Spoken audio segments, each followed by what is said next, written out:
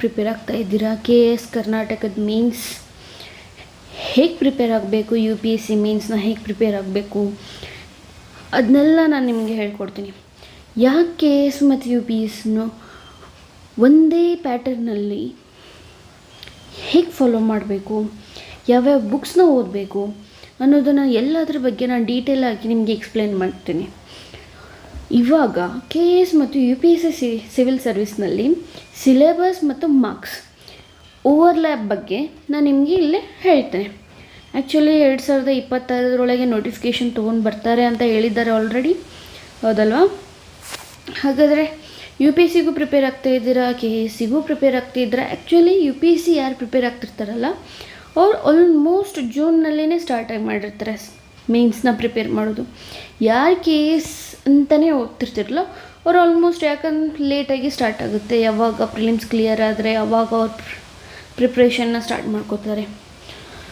ಯಾಕಂದರೆ ಕರ್ನಾಟಕದ ಒಳಗೆ ಆಲ್ಮೋಸ್ಟ್ ವರ್ಷ ಆಗೋದಿಲ್ಲ. ಇವಾಗ ಕರ್ನಾಟಕದ ಸಿಲೆಬಸ್ಸಿಗೂ ಮತ್ತು UPSC ಸಿಲೆಬಸ್ಸಿಗೂ ಎರಡೂ ಎಟ್ ಎ ಟೈಮ್ನು ಪ್ರಿಪೇರ್ ಆಗ್ಬೋದು. ಯಾವ ಸಬ್ಜೆಕ್ಟ್ಸ್ ಓವರ್ಲ್ಯಾಪ್ ಆಗುತ್ತೆ ಅನ್ನೋದ್ರ ಬಗ್ಗೆ ನಾನು ನೋಡ್ಕೊಳ್ಳೋಣ. KS ಪ್ರಿಲಿಮ್ಸ್ ಮತ್ತು UPSC ಪ್ರಿಲಿಮ್ಸ್ ಅಲ್ಲಿ 2 ಪೇಪರೇ ಇರೋದು. ನೆಗೆಟಿವ್ ಮಾರ್ಕ್ಸಿಂಗ್ಸ್ ಕೂಡ ಇರ್ತದೆ. ಪೇಪರ್ 1 ಒಂದೇ ಪೇಪರು 200 ಮಾರ್ಕ್ಸ್ ಇರ್ತದೆ, 100 ಕ್ವಶನ್ಸ್ ಇರ್ತದೆ. UPSC ಒಳಗೂ 100 ಕ್ವಶನ್ಸ್ ಇರ್ತವೆ, 200 ಮಾರ್ಕ್ಸಿಂದ ಇರ್ತದೆ. ನೆಗೆಟಿವ್ ಮಾರ್ಕಿಂಗ್ ಇರ್ತದೆ. ಇಲ್ಲಿ 0.25 ಪರ್ ರಾಂಗ್ ಆನ್ಸರಿಗೆ ಇರ್ತದೆ, ಇಲ್ಲಿ 0.33 ಪರ್ ರಾಂಗ್ ಆನ್ಸರ್ ಇರ್ತದೆ. ಪ್ಲಸ್ ಇಲ್ಲಿ ಕ್ವಾಲಿಫೈಯಿಂಗ್ ಪೇಪರ್ ಇರ್ತದೆ, CSAT ಎಲ್ಲಿ UPSCಯಲ್ಲಿ. ಇಲ್ಲಿ ಕ್ವಾಲಿಫೈಯಿಂಗ್ ನೇಚರ್ ಎರಡೂ ಕ್ವಾಲಿಫೈ. ಇಫ್ ಇನ್ ಕೇಸ್ ನೀವೇನಾದರೂ ಕಟ್ ಆಫ್ ರೀಚ್ ಆದ್ರಿ ಅಂತಂತಂದರೆ ನೀವು ಕ್ವಾಲಿಫೈ ಆಗ್ತೀರಿ ಅಂತ ಅರ್ಥ. ನೋಡಿ 2025 ಒಳಗೆ 81.25 ಇದು ಕಟ್ ಆಫ್ ಇತ್ತು. UPSC ಸ್ವಲ್ಪ ಜಾಸ್ತಿನೇ ಇರ್ತದೆ ಯೂಶ್ವಲಿ. ಅದರೊಳಗೆ ಈ ಸಲ ಅಂತೂ 2026 ಒಳಗಂತೂ ಇನ್ನೂ ಬೇರೆ ಆಗಿದೆ. ಪ್ರಿಲಿಮ್ ಸಿಲೆಬಸ್ ಯಾವ್ಯಾವ ಓವರ್ಲ್ಯಾಪ್ ಆಗುತ್ತೆ, ಯಾವ್ದು ಹೈ ಚಾನ್ಸಸ್ ಅದಾವ, ಎಷ್ಟು ಸಿಲೆಬಸ್ ಓವರ್ಲ್ಯಾಪ್ ಆಗುತ್ತಾ ಅನ್ನೋದ್ರ ಬಗ್ಗೆ ಇಲ್ಲಿ ನೋಡ್ಕೊಳೋಣ. ಇಂಡಿಯನ್ ಹಿಸ್ಟ್ರಿ KS ಮತ್ತು UPSC ಎರಡೂ ಒಳಗೂ ಇರ್ತದೆ.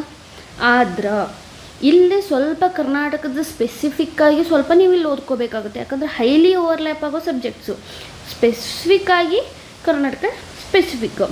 ಇಲ್ಲಿ UPSC ಒಳಗಂದ್ರೆ ಆಲ್ಮೋಸ್ಟ್ ಮಿಡ್ವಲ್ ಇಂಡಿಯಾಲಿಂತ್ರ ಅಂತಂದ್ರೆ ವಿಜಯನಗರ ಡೈನೆಸ್ಟಿ ಬಗ್ಗೆ ಕೇಳ್ತಾರೆ, ಹೊಯ್ಸಳ, ಚಾಲುಕ್ಯ ಇವೇ ಅದಾವ.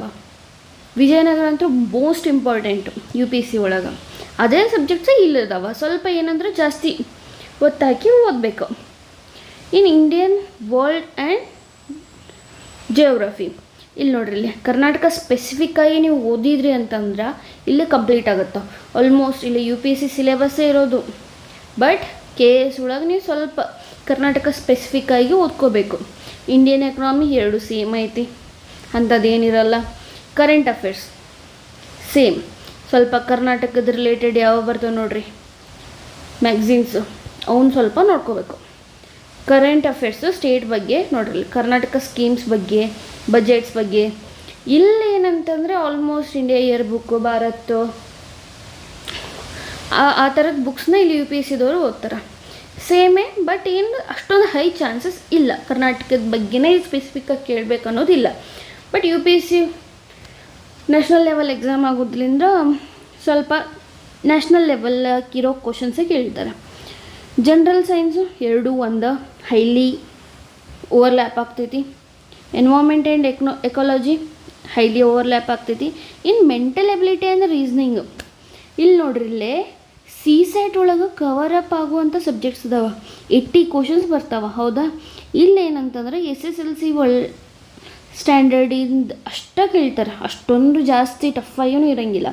UPSC ಅಂತ ಬಂದರೆ CSAT ಸ್ವಲ್ಪ ಚೇಂಜ್ ಅದ. ಅದರೊಳಗೆ 2026 ಕ್ವಶನ್ ಪೇಪರ್ ಅಂತೂ ಇನ್ನೂ ಚೇಂಜ್ ಅದ.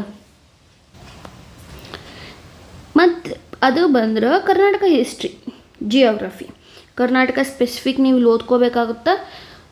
UPSC ಒಳಗೆ ಇದು ಕವರ್ ಆಗಿರಲ್ಲ, ಯಾಕಂದರೆ ಇದು ನ್ಯಾಷನಲ್ ಲೆವೆಲ್ ಎಕ್ಸಾಮ್ ಆಗಿರೋದ್ರಿಂದ complete Indian history, Indian geography, world geography ಈ ಥರನೇ ಇರ್ತದೆ.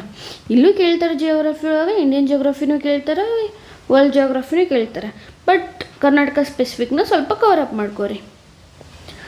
ಅದನ್ನು ಬಿಟ್ಟರೆ ಇನ್ನು ಮೀನ್ಸ್ ಒಳಗೆ ಏನೈತಿ, ಸೇಮ್ ಪ್ಯಾಟರ್ನ್ ಐತಿ, ಬಟ್ ಆಪ್ಷನಲ್ ಸಬ್ಜೆಕ್ಟ್ಸ್ ಇಲ್ಲ. ಯಾಕಂದ್ರೆ 2016 ಅಮೆಂಡ್ಮೆಂಟ್ ಪ್ರಕಾರ ಏನು ಮಾಡಿದಾರೆ ಅಂದ್ರೆ ಆಪ್ಷನಲ್ ಸಬ್ಜೆಕ್ಟ್ KS ಮೀನ್ಸ್ ಒಳಗ್ಲಿಂದ ತೆಗ್ದಾರೆ. ಹಾಗಾಗಿ ನಿಮ್ಗೆ ಇದ್ರ ಚಿಂತೆ ಇರಂಗಿಲ್ಲ, ಆಪ್ಷನಲ್ ಸಬ್ಜೆಕ್ಟ್ನ ನೀವು ಸ್ಕೋರ್ ಮಾಡ್ಬೇಕಂತ ಹೇಳಿ. ಇಲ್ಲೇ ಲ್ಯಾಂಗ್ವೇಜ್ ಪೇಪರ್ ಅದಾವ, ಯಾವ ಕ್ವಾಲಿಫೈಯಿಂಗ್ ಸೇಮ್. ಇಲ್ಲಿ ಇಂಡಿಯನ್ ಲ್ಯಾಂಗ್ವೇಜ್ ಆಲ್ಮೋಸ್ಟ್ ಕರ್ನಾಟಕದವ್ರು ಕನ್ನಡನ ತೊಗೊತಾರೆ ಆಲ್ಮೋಸ್ಟ್. ಹಾಗಾಗಿ ಕನ್ನಡ ಮತ್ತು ಇಂಗ್ಲೀಷ್ ಸೇಮ್, ನೀವು ಎರಡಕ್ಕೂ ಪ್ರಿಪೇರ್ ಆಗ್ಬೋದು. ಅದನ್ನು ಬಿಟ್ಟರೆ ಎಸ್ಸೆ ನೋಡ್ರಿ 250 ಮಾರ್ಕ್ಸು 2 ಎಸ್ಸೆನೇ ಇರ್ತಾವೆ ಸೇಮ್. ಇದ್ರೊಳಗೆ ಅಂತಂದ್ರೆ ನ್ಯಾಷನಲ್, ಇಂಟರ್ನ್ಯಾಷನಲ್, ಲೋಕಲ್, ಸ್ಟೇಟ್. ಇದು KS ಮೀನ್ಸ್ ಒಳಗೆ ಕೇಳ್ತಾರೆ. ಜನರಲ್ ಸ್ಟಡೀಸು ಅವು 4 ಪೇಪರ್ ಇರ್ತಾವೆ, UPSC ಒಳಗೂ 4 ಪೇಪರ್ ಇರ್ತಾವೆ. 250 ಮಾರ್ಕ್ಸ್, ಅದ್ರೊಳಗಾದ್ರೂ 250 ಮಾರ್ಕ್ಸ್, ಟೋಟಲ್ 1000 ಮಾರ್ಕ್ಸಿಂದು ಕ್ವಶನ್ ಪೇಪರ್ ಇರ್ತಾವೆ. ಜನರಲ್ ಸ್ಟಡೀಸ್ 20 ಕ್ವಶನ್ಸ್ ಇರ್ತಾವೆ, ಟೋಟಲ್ 1 ಪೇಪರ್ ಒಳಗೆ 3 ತಾಸಿಂದು.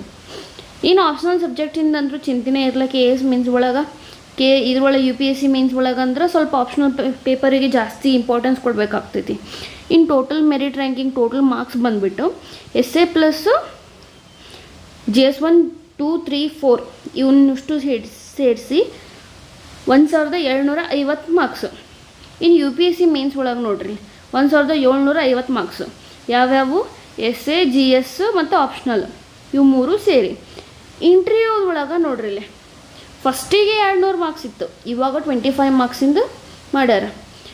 UPSC ಮೀನ್ಸ್ ಒಳಗಂದ್ರೂ 275 ಮಾರ್ಕ್ಸ್. ಇಲ್ಲಿ ಇಂಟರ್ವ್ಯೂದು ನೋಡಲ್ಲ ಅಷ್ಟೊಂದೇನಿಲ್ಲ, ಬಟ್ ನೀವು ಇಲ್ಲೇ ಸ್ಕೋರ್ ಮಾಡ್ಕೋಬೇಕು. ಎಸ್ಸೆ ಒಳಗನ ಜಾಸ್ತಿ, ಟೋಟಲ್ ಮಾರ್ಕ್ಸ್ ಬಂದು 1275 ಮಾರ್ಕ್ಸ್.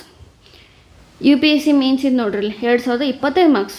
ಆಲ್ಮೋಸ್ಟ್ ಸೇಮ್ ಐತಿ. ಏನಂದ್ರೆ ಅದ್ರೊಳಗೆ ಆಪ್ಷನಲ್ ಐತಿ, ಇದ್ರೊಳಗೆ KS ಮೀನ್ಸ್ ಒಳಗೆ ಆಪ್ಷನಲ್ ಇಲ್ಲ. ಇಷ್ಟು ಬಿಟ್ರೆ ಆಲ್ಮೋಸ್ಟ್ ಎಲ್ಲ ಸೇಮ್ ಐತಿ. ಸಿಲೆಬಸ್ಸು ನೋಡ್ರಿ ಇಲ್ಲಿ GS1 history and culture and society, ಅದ್ರ ಜೊತೆ ಇಂಡಿಯನ್ ಮತ್ತು ಕರ್ನಾಟಕದ್ದು ಹಿಸ್ಟ್ರಿ ಮತ್ತು ಕಲ್ಚರ್ ಅದನ್ನು ಓದ್ಕೋಬೇಕು. History, culture, geography GS1 same subject.